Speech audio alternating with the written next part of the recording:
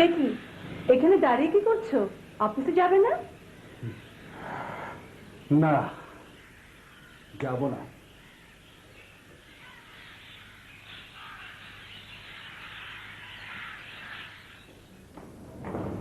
Tiffin দিয়ে দিয়েছি, সেগুলো খাবে। বাইরের খাবার কিন্তু একদম খাবে না। মা, রোজ রোজ ঘরের টিফিন খেতে ইচ্ছে করে না। দোকান থেকে বার্গার কিনে ড্রাইভারকে দিয়ে পাঠিয়ে দিও। ঠিক আছে, তাই না হয় দেব, কিন্তু বাবা রোজ রোজ বাইরে খাবার খাওয়া চলবে না। ঠিক আছে।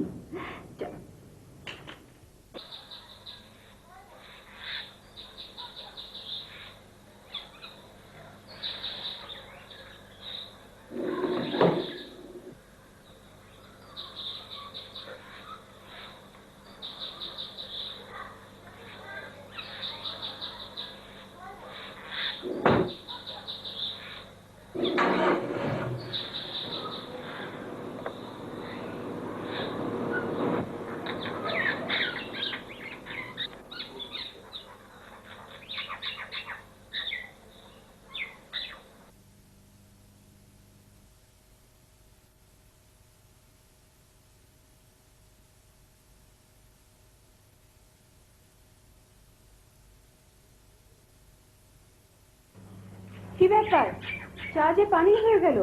যেতে দাও। আর একটা বানিয়ে আনবে? না, একদম না। কি আশ্চর্য, এই সময় এক কাপ চা না হলে তোমার? পানীয় তো কত রকমের হয় মলি। যেমন? এই যে ফুল, পাখি, মিষ্টি রোদ, হাওয়া, প্রাকৃতিক সৌন্দর্য।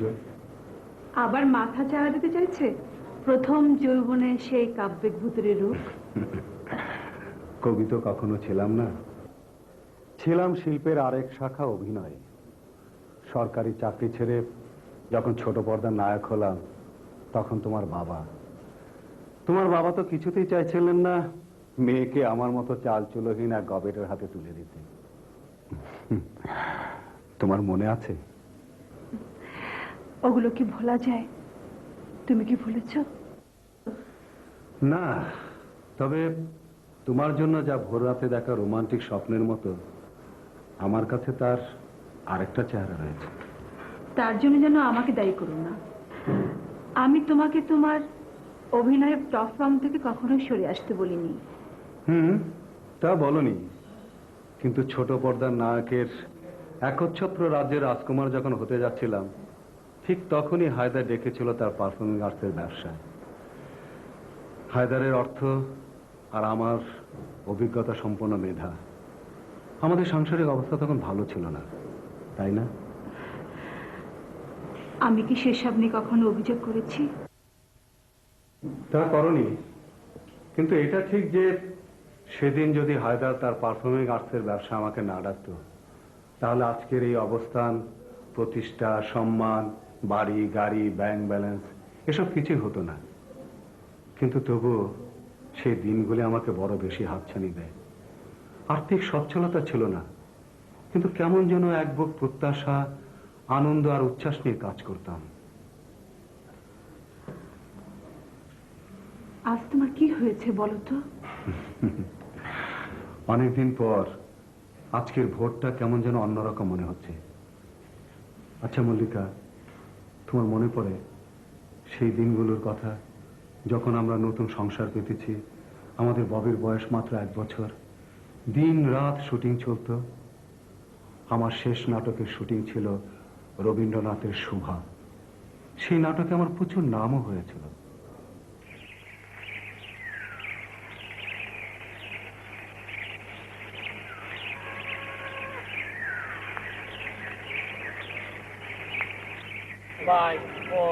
আচ্ছা, এখানে এই কথা বলবে না, চুপ। হয়েছে? আচ্ছা, শুভা নাটকের এই অংশে ওই নদীর তীরে প্রতাপ মাছ মারছে, আর সুভাষিনী বলছে সুভাষিনী, কিন্তু ও বোবা, তাই না? তো বোবা কিন্তু 3 রকম হয়। যেমন ধরো, শোনে, বলতে পারে না, বলতে পারে, শুনে না, শোনেও না, বলতেও পারে। এখানে রবীন্দ্রনাথ ঠাকুর যেটা করেছেন সেটা হলো যে শোনে কিন্তু বলতে পারে না। তো এখানে প্রতাপ যে মাছ মারছে, সুভাষিনী প্রতাপ ওকে শুভা বলে ডাকে, আবার আদর করে সু বলে। বুঝতে পারছো জিনিসটা? হ্যাঁ, বুঝতে পেরেছি। তো এখন যে অংশটা আমরা নিব, যেখানে ক্যামেরা এই অ্যাঙ্গেলই থাকবে, ধরো এই শুভা শুভা শুভা কিন্তু ওই দিকে তাকিয়ে আছে, মাছের দিকে, ঠিক আছে? প্রতাপ বলল, শুভা প্রতাপের দিকে আস্তে করে তাকালো। কথা বলছিস না কেন? ও তুই তো আবার কথা বলতে পারিস না। ও, তুই তো আবার কথা কথা বলতে পারিস না, এটা তোমার মনটা খারাপ হয়ে যাবে। এই কথা বললো এই কেন? কথা শুনে মনটা খারাপ মনটা হয়ে খারাপ যাচ্ছে। হবে, ঠিক আছে? হ্যাঁ। তুই তো কথা বলতে পারিস না, সবার মন খারাপ হয়ে যায়। যা তোদের বাড়ি থেকে পান বানিয়ে নিয়ে আয়। যা যা, তোদের বাড়ি থেকে পান বানিয়ে নিয়ে আয়। ও শুনলো, শুনে আউট হয়ে যাবে। এই হলো সব। ঠিক আছে, তাহলে আমরা যাই। হ্যাঁ। ওকে, তুমি আমি অ্যাকশন করলে তুমি ক্যামেরাটা ওই দিক থেকে চিপের ওখান থেকে নিয়ে আসবে। এখন কিন্তু এই রিফ্লেক্টর বোর্ড আসলে হবে না। অ্যাকশন।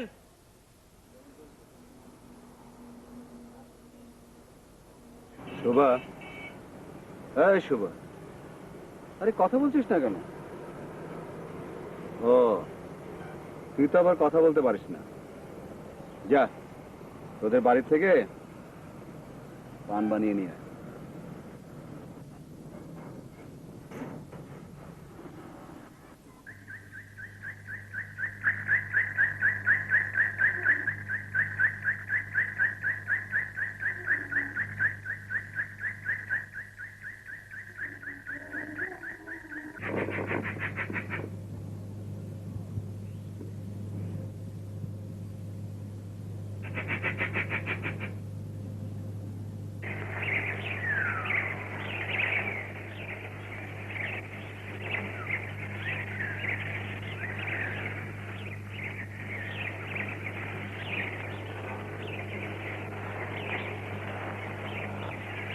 বিধাতা যদি এই মুহূর্তে আমাকে এমন এক অলৌকিক ক্ষমতা প্রদান করতেন, যে মন্ত্র বলে আমি যা ইচ্ছে তাই করতে পারি, কথা বলতে পারি, তাহলে প্রতাপ আশ্চর্য হয়ে বলতো, তাই তো আমাদের শুভির যে এত ক্ষমতা তা তো জানতেন না। আয়সু, কি অত ভাবছিস?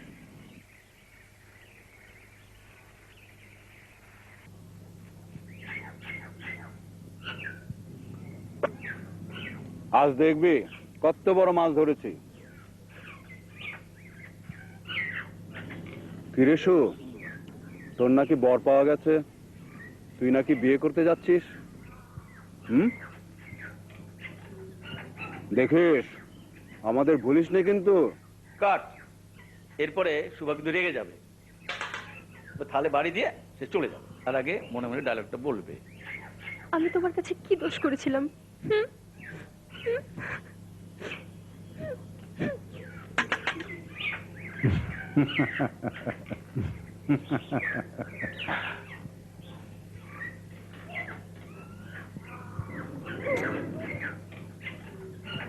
কাট।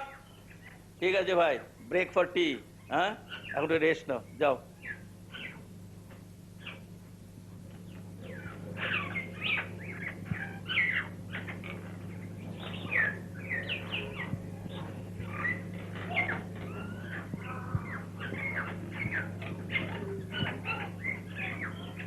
ওই দেখ, ওখানে বোধহয় নাটকের শুটিং হলো। আরে এই যে দেখছি আমার প্রিয় নায়ক রেজওয়ান। হ্যাঁ, তাই তো মনে হচ্ছে।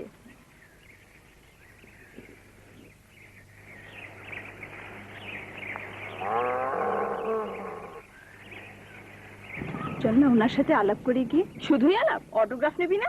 তাও নিতে হবে। আসসালামু আলাইকুম। ওয়ালাইকুম আমি আসসালাম। উর্মি, আরো শর্মি। রেজন ভাই, আমি আপনার একজন ভক্ত, আপনার অভিনয় আমার খুব ভালো লাগে। তাই বুঝি? বেশ, শুনে খুব ভালো লাগলো। তা তোমরা কি করো? আমরা কলেজে পড়ি। ও, প্লিজ আপনার অটোগ্রাফ। হ্যাঁ।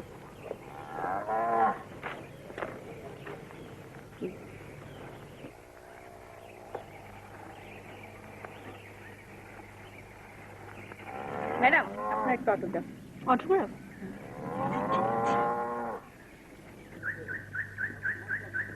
আসসালামু আলাইকুম। ওয়ালাইকুম আসসালাম। আপনার অভিনয় আমার খুব ভালো লাগে। আমার মেয়ে আপনার একটা অটোগ্রাফ নেবে। কি নাম তোমার? দুবাই।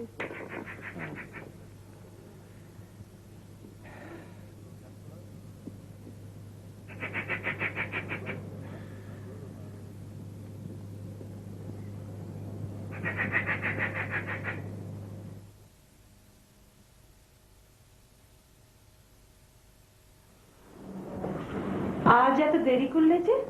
তুমি তো জানোই শুটিং ছিল, তাই ফিরতে একটু দেরি করে গেছে। বাড়ি এলে এসেছিল বিকেলে। গত মাসে বাড়ি ভাড়া দেওয়া হয়নি, চাইতে এসেছিল। ও হ্যাঁ, ও, ও, ও। বাড়ি ভাড়া দিতে তো একদম ভুলে গিয়েছি। এই টাকা থেকে তুমি কাল সকালে বাড়ি ভাড়াটা দিয়ে দিও। ঠিক আছে, তুমি হাত মুখ ধুয়ে খাবে এসো।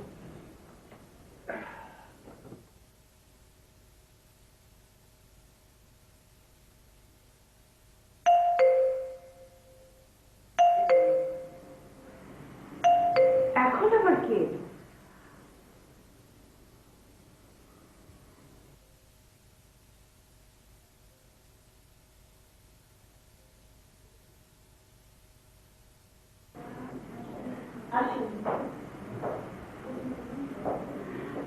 শুনেছ? দেখো কে এসেছে। হায়দার, তুই? আমি। আচ্ছা বলি, তোর কি সময় জ্ঞান বলতে কিছু নেই? সারাদিন পরিশ্রম করে এসে এখন বউয়ের সঙ্গে বসে একটু খাওয়া দাওয়া করে ঘুমাবো, আর তুই কি না? আচ্ছা যাবে, এত রাতে কেন এসেছিস তাই বল। তোর ভবিষ্যতের কথা ভেবেই এত রাতে এসেছি। বলি, তোর জীবনটা কি এভাবে পার করে দিবি? এইভাবে মানে? মানি নাটকে অভিনয় করেই কি জীবন পার করবি? ভালোই তো হচ্ছে। হ্যাঁ, ভালো কোথায়? দিন আনি দিন খাই ভাব, এর মধ্যে ভালো কি দেখলি? পেট না ভরলে যে মনও ভরবে না, সেটা জানিস তো? কি বলতে চাস তুই? বলতে চাই, মিনি পর্দায় অভিনয় করে কিচ্ছু হবে না। ওসব বাদ দিয়ে আমার ব্যবসায় জয়েন কর। তোর বুদ্ধি আর আমার অর্থ, এই দুয়ের সমন্বয়ে এভারেস্ট বিজয় সম্ভব। কি বলেন ভাবি? আমি আর কি বলবো, সংসারে সচ্ছলতা কে না চায়? ওর এত শখের অভিনয়, ও যদি ছেড়ে দিতে রাজি থাকে, আমার আপত্তি কিসের? শোন রেজওয়ান, তুই মিনি পর্দার নায়ক হয়েছিস, সংসার হয়তো চলবে, কিন্তু অভাব অনটন লেগেই থাকবে। তার উপর এসব কাজের কোনো নিশ্চয়তা নেই। দিন দিন সংসারের অর্থের চাহিদা বাড়বে, সংসারও বড় হবে, ভবিষ্যতের কথা ভাবতে হবে তো। হ্যাঁ, কথাগুলো তুই মিথ্যে বলিসনি। ভেবে দেখি কি করা যায়। ভেবে দেখা নয়, কাল সকালে সোজা আমার অফিসে চলে আসবি। সকালে আমার শুটিং আছে তো। রাখ তোর শুটিং, নামকরা হিরোর শুটিং এ দেরি করে গেলে কিচ্ছু হবে না। আপনি কোনো চিন্তা করবেন না, কাল সকালে আমি ওকে ঠিকই পাঠিয়ে দেব। থ্যাংক ইউ ভাবি। ভাবি, বড্ড ক্ষুধা পেয়েছে, এখন পেঁচাও বন্ধ করুন। খেতে দিন, খেতে দিন, খেতে দিন। এক্ষুনি আনছি। একটুখানি বসে, এক্ষুনি আনবো। পরদিন সকালে আমি শান্তিনগরের হায়দারের সেই ছোট্ট অফিসটাতে গেলাম। শুরু হলো আমাদের পারফরমেন্স শোবেজের অভিযান।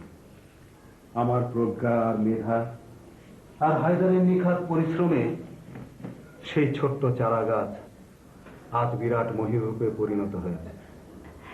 বাবা এখন তোমার উপরে খুব খুশি, জানো তো? তোমার বাবার কথা থাক, আমার একটা ভূমিকা রয়েছে পিতার। আমি নিজে মধ্যবিত্ত ঘরে যেভাবে বড় হয়েছি, আমার সন্তান সেভাবে হচ্ছে না। সে নামি স্কুলে পড়ছে, দামি গাড়িতে চড়ছে।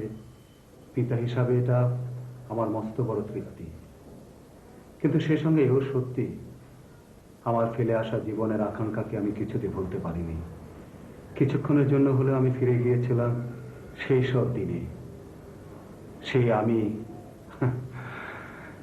আজ টাকা রোজগারের মেশিন ছাড়া আর কিছুই নেই। অমন করে বলো না, তাহলে নিজেকে আমার অপরাধী বলে মনে হবে। না না, তোমার দোষ কিছু মাত্র নেই। আমি নিজে আপন গরজে সোনার শেকলে বাধা পড়েছি। তুমি সুখী, ববি সুখী, লোকে বলে আমার সংসার স্বর্গের মতো। আর সেই স্বর্গের প্রধান পাহারাদার হচ্ছে আমি। জানো তো, আমার নাম মল্লিকা, আর মল্লিকা নামের অর্থ তাই বলে।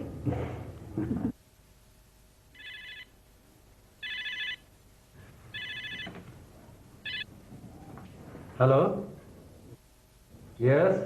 কি ব্যাপার রেজওয়ান, তুমি কি আজ আসবে না? ইচ্ছে করছে না। প্লিজ এসো, এদিকের অবস্থা খুব বেহাল। মডেলিং এর ইন্টারভিউর জন্য ছেলেমেয়েরা সব চলে এসছে। যাদের ডাকা হয়েছিল? হ্যাঁ, তার থেকেও বেশি এসেছে। যা হয় প্লিজ নিজেরা করো। বুঝেছি, নস্টালজিয়ার রোগ ধরেছে। পাগলামো করিস না তো, তাড়াতাড়ি চলে আয় প্লিজ। ঠিক আছে, আসছি।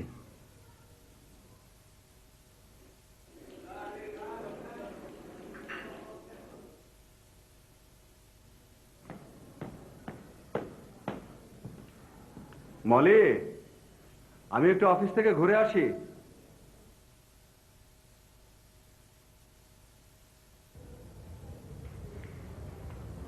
সে কি, এই যে বললে আজ অফিস যাবে না? আমি চাইলে কি আজ আর তা পারি? তাছাড়া বলছিলে শরীরটা কেমন ম্যাজ ম্যাজ করছে, চাটাও তো খেলে না। হায়দার বলে আমার নাকি লোহার শরীর। হবেও বা, তা না হলে এই বয়সে তারুণ্যের ছাপ চেহারায় জীবনযাপনের ধরনও যুবকের মতো। এই, কি হলো? হ্যাঁ, না কিছু না। আরে, আমার ভালো থাকা মানেই তো তোমাদের ভালো থাকা। তা ঠিক, তারপরেও কথা আছে। এই বয়সে বাপু ওইসব করতে পারবো না। কে বলেছে পারতে? তুমি আমার ববির মা, এর চেয়ে মজবুত পরিচয় আর আছে নাকি? আসি।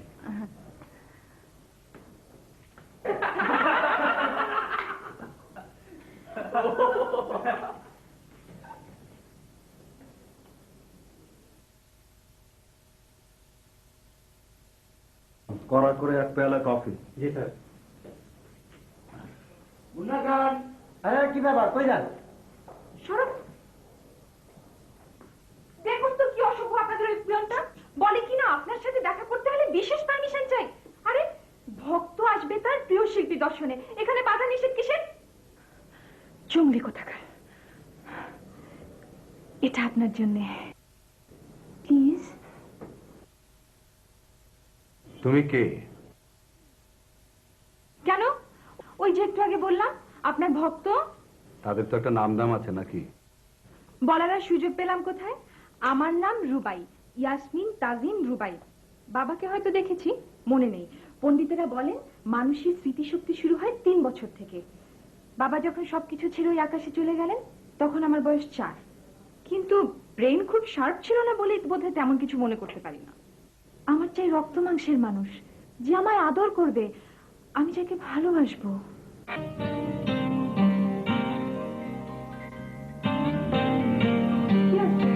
সেরে এসেছি বলে বুঝি বসতেও বলবেন না? বসো, চেয়ার তো তোমার কাছেই রয়েছে। তবু ভদ্রতা বলে কথা। তার উপর দরজার এই পিয়নটা যে ব্যবহার করলো, তাকে নিশ্চয়ই আপনি বকবেন এবং মনে করিয়ে দেবেন এ ধরনের অফিস গার্ডদের মেয়েদের সঙ্গে কিভাবে ব্যবহার করতে হয়। ওকে আগে দাও। না না, তা কি হয়? তুমি বরং আরেক কাপ নিয়ে এসো, যাও।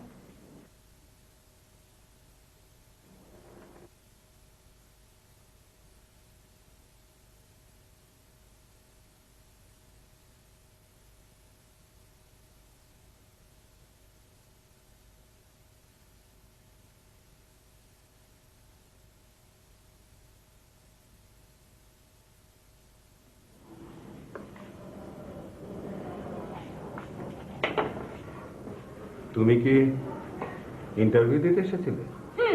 এসেছিলাম, আবার উঠতেও গেছি, কিন্তু রকির জন্য খুব ফিল করছি। ও বেচারা টিকলো না, জানেন। রকি কে? আমার বয়ফ্রেন্ড, ওই তো আমাকে এখানে নিয়ে এসেছে। ও, আমরা একই ডিপার্টমেন্টে পড়ি, ঘোরাফেরা করি একসঙ্গে। এখন আপনাদের এখানে এসে বেজোর হয়ে গেলাম। সে কোথায়? হবে বাইরে, রাস্তার কোনো মোড়ে। আপনার তো শুনেছি অনেক ক্ষমতা, পারেন না ওর জন্য কিছু করতে? এই মুহূর্তে নয়, পরের সেশনে দেখা যাবে। আবার ভেবে বসেননি তো ও রুমেদারি করতেই আমি এখানে এসেছি? আপনাকে ছুঁয়ে বলছি। না না না, ও ব্যাপারে কিছু ভাবিনি। বাঁচালেন, আমি আবার গোমরা মুখ সহ্য করতে পারি না। আর দরকারই বাকি, যার যখন যা মনে আসবে বলে ফেললেই তো অল ক্লিয়ার। কি ঠিক বলিনি? তোমার বয়স কম, তাই। কম কি বলছেন? 18-19 তো হবেই। আমার মা আপনার অভিনয় খুব প্রশংসা করেন জানেন। তোমার বাড়িতে আর কি আছে? নানি, মা আর আমি। মা বুয়েটের টিচার। 3 কন্যার সংসার। আসলেও তাই। আপনার তো কন্যা নেই, কি ঠিক বলিনি? তোমায় কে বললে? আরে, বিখ্যাত লোকের জীবন হচ্ছে খোলা বইয়ের পাতার মতো। আপনার শুধু একটি ছেলে আছে, কি ঠিক বলিনি? জানেন, আমি না এ পর্যন্ত আপনার যেখানে যত ইন্টারভিউ চোখে পড়েছে সব কেচিকাটা করে ফাইল আপ করে রেখেছি। আপনার পুরনো নাটকগুলো যখন অন্য চ্যানেলে দেখায়, আপনার অভিনয় দেখে আমি অভিভূত হয়ে যাই। ও, আপনি যেন ভাববেন না আবার ভুল পড়তে মারছি। আপনার ছবি রয়েছে আমার টেবিলে। মা বলেন খেয়ালের পাখি, আজ বসেছে কাল উড়ে যাবে। রকি কিন্তু এ ব্যাপারে নাম্বার 1 ইনচুক জানেন। কেন, ও যে ওর বেডরুমে বিদেশি মেয়েদের ছবি লাগিয়ে রেখেছে তা নিয়ে আমি কিছু বলি? না, বড্ড বেশি সময় নিয়ে ফেললাম আপনার। কি ঠিক বলিনি? তা তো নিয়েছই। না হয় চলে গেলেই গালমন্দ করতেন, সামনাসামনি এমন করে কেউ বলে? মাইন্ড করেছো? মাইন্ড করতাম, কিন্তু করলে তো আমার চলবে না। আমায় তো মাঝে মধ্যেই আপনার কাছে আসতে হবে। কি বারণ করবেন না তো? তোমার কাজ কিন্তু আমার সঙ্গে না। তবু যদি আসতে চাও, মাসে 2-1 বার আসতে পারো। কাজ নিয়ে আমাকে খুব ব্যস্ত থাকতে হয়। কি হলো, কফি খেলে না? ঠান্ডা হয়ে গেছে বোধহয়। হোক, আসি।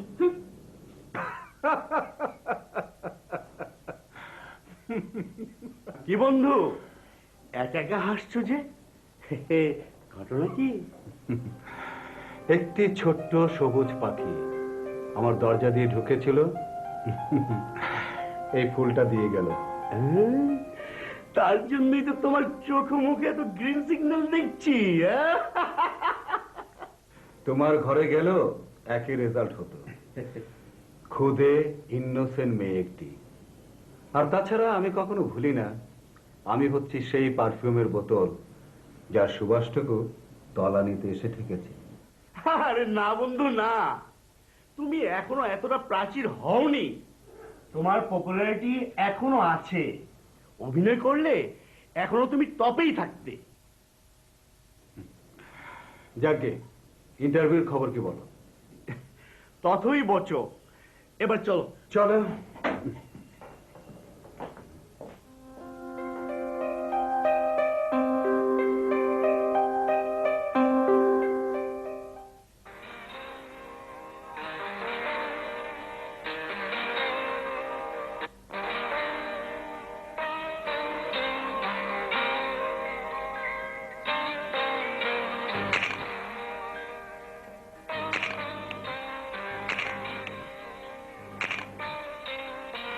সেই তো প্রকৃত শিল্পী। নিসর্গের এই ডাকগুলো বহুদিন ভুলে আছি। আরেকবার কিছুদিনের জন্য হলেও তাদের কাছে ফিরে যেতে চাই। ফিরে এসে যেন শুনতে পাই, এখানে যা কিছু গরমিল হয়েছিল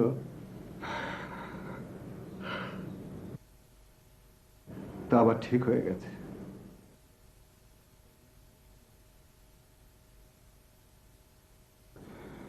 তোমরা ভালো থেকো। খোদা হাফেজ।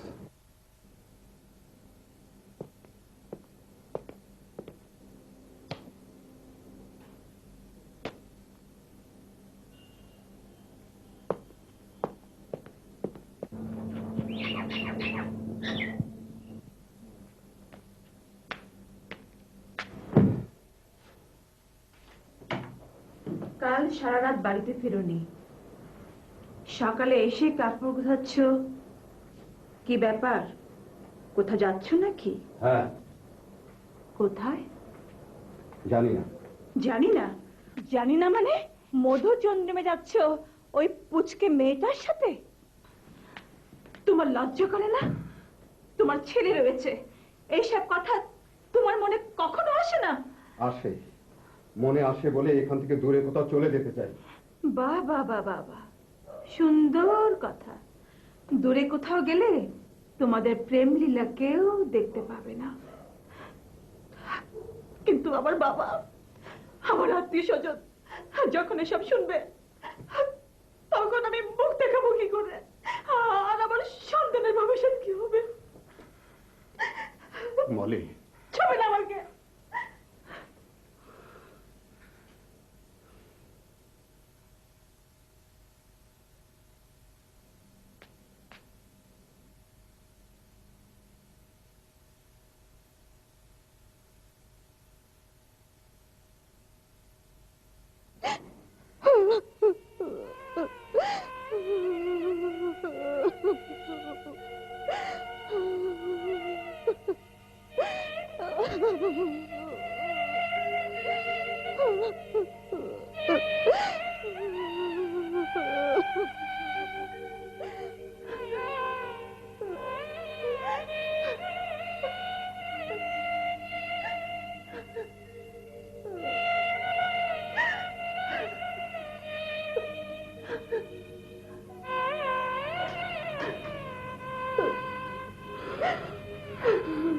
তুমি আমাকে ভুল বোঝো না মলি।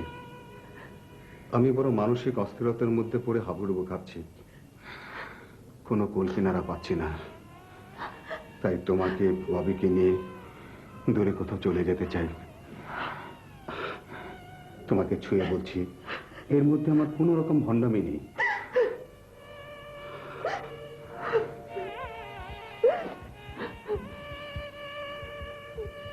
ওদিকে সব ব্যবস্থা আমি করে এসেছি।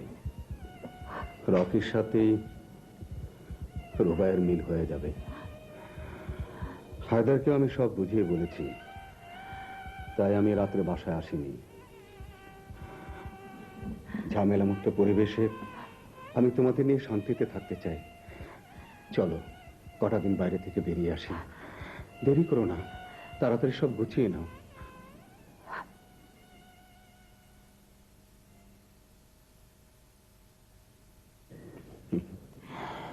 হ্যাঁ, তাড়াতাড়ি।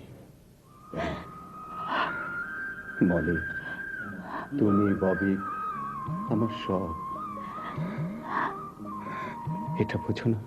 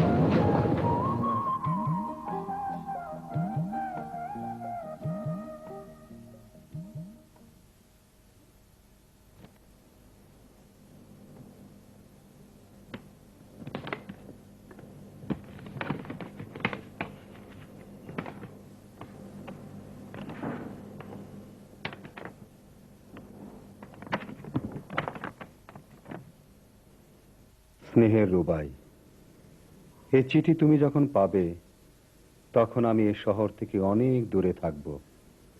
সত্যি বলতে কি, তোমার ছায়া থেকে দূরে থাকার জন্যই সাময়িকভাবে আমাকে এই পথ বেছে নিতে হলো। মানুষের জীবনে স্নেহ, প্রেম, ভালোবাসা সব সময় থাকে, কিন্তু বাস্তব বড় নিষ্ঠুর। বাস্তবতা মেনে নিতে না পারলে মানুষের জীবন কষ্টে কাটে। তোমাকে কাল বলেছিলাম আজকে কিছু করব, তাই করলাম। রকিকে তোমার জন্য রেখে গেলাম। ও বড় ভালো ছেলে। রকি সত্যি সত্যি তোমাকে খুব ভালোবাসে। মনে হয় রকিকে নিয়ে তোমার বাস্তব জীবন শুরু করলে তোমার জীবন সুখের হবে। আমায় ক্ষমা করো, তোমাকে আর আমার কিছুই দেবার নেই, তাই তোমার নামে আমিও লাল গোলাপ দিয়ে গেলাম। তুমি নিজ হাতে রকিকে দেবে, এটাই আমার আশীর্বাদ যেন। রেজওয়ান। সব মিথ্যে, সব মিথ্যে। আমি বিশ্বাস করি না, আমি মানি না, আমি মানি না, আমি মানি না, আমি মানি না। সব মিথ্যে। নাও ধরো।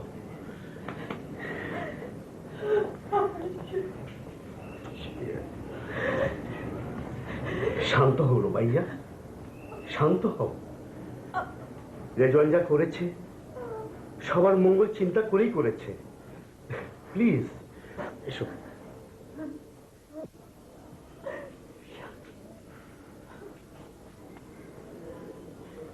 রুবাই, আমি তো রয়েছি।